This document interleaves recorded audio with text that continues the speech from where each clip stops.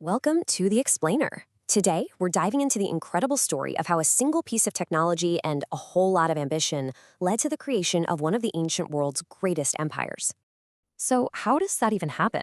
How does one kingdom manage to take over an entire subcontinent? Well, the answer takes us back 2,500 years to a geopolitical battle royale. We're going to unpack the epic story of Magadha, a kingdom that rose from a field of 16 competitors to forge India's very first great empire. And the whole thing kicks off not with a king, but with a piece of metal. Yep, you heard that right. The story of India's first empire doesn't start with some legendary king or a massive famous battle. Nope, it all starts with one single metal that would completely change the game: iron. So think about this like a series of dominoes tipping over. Mastering iron wasn't just, a cool new tech upgrade. It was a full-blown economic and military revolution. You get stronger tools, you can clear more land. More land means a huge food surplus. And for the first time, this surplus creates real wealth, which means kings can collect regular taxes instead of just one-off tributes. And what do you do with a steady stream of cash? You build a professional, standing army. Suddenly, you've got the perfect recipe for an age of conquest. And all this change, well, it created a totally new kind of political player on the field. The smaller, older tribal kingdoms, the Janapadas, they started either conquering each other or teaming up, forming these bigger, badder, more powerful states. And these new super kingdoms were called the Mahajanpadas, which literally means great realms. All right, so the stage is set. I want you to picture this like a massive free-for-all battle royale, a real-life Game of Thrones, with 16 super ambitious players all gunning for total control of the subcontinent. And how do we even know there were 16? Well, we can think ancient Buddhist and Jain texts like the Anguttara Nikaya, which actually list them out. These were the main contenders on the game board. Okay, so there were 16 kingdoms in the running, but like any big tournament, a few heavy hitters quickly floated to the top. You're going to want to keep an eye on these names, especially Magadha and Avanti, because they are absolutely central to this story. Right, so just like in any knockout tournament, that initial chaos with 16 players, it starts to settle down pretty fast, and the field narrows to a final 4. And look, this wasn't just a bunch of random battles. It was a super complex chess match of diplomacy, smart alliances, and, yeah, brutal conquest. The whole game was being played between 4 regional superpowers: Magadha, Koshala, Avanti, and Vatsa.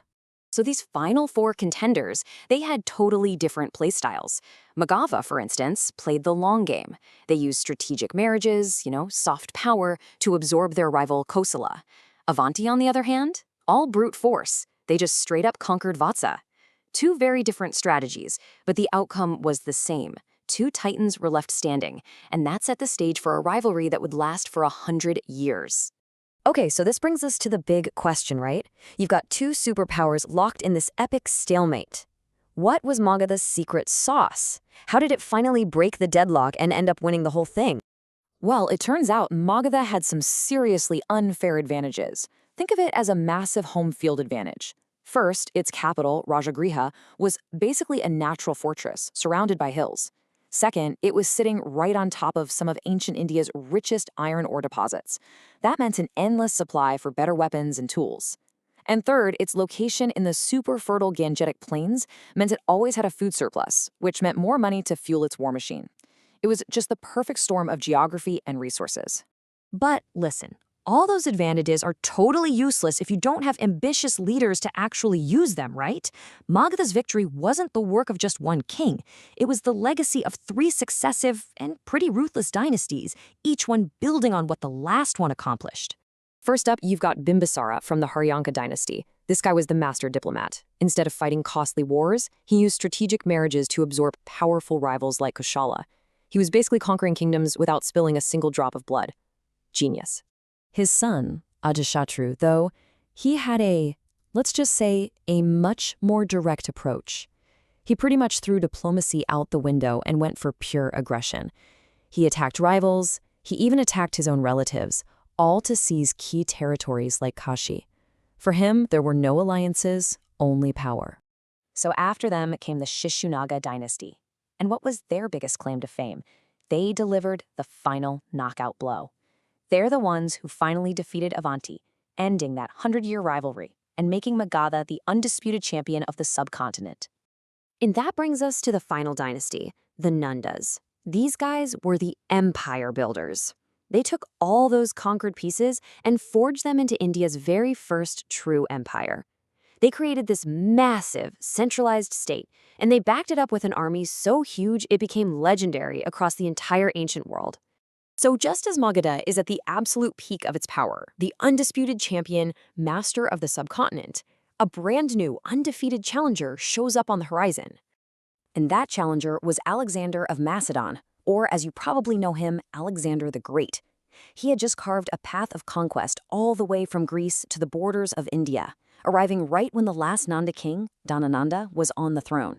I mean, can you just imagine this? The stage was set for what could have been one of the most epic showdowns in history. On one side, you have the Nanda army, this colossal force with like 200,000 soldiers and thousands of terrifying war elephants. And on the other side, you've got Alexander's army, battle-hardened, undefeated, but totally exhausted after marching and fighting for a decade. It was the classic irresistible force, meaning the immovable object. The ultimate battle was about to happen.